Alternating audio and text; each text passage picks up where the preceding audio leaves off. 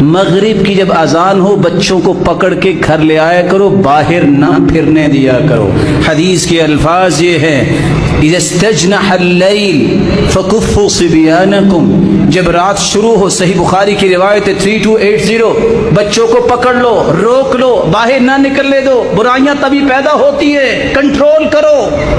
فإن الشیاطین تنتشر حینئذ، کیونکہ یہ وقت ہے شیطان معاشرے میں بکھر جاتے ہیں، پھیلتے ہیں۔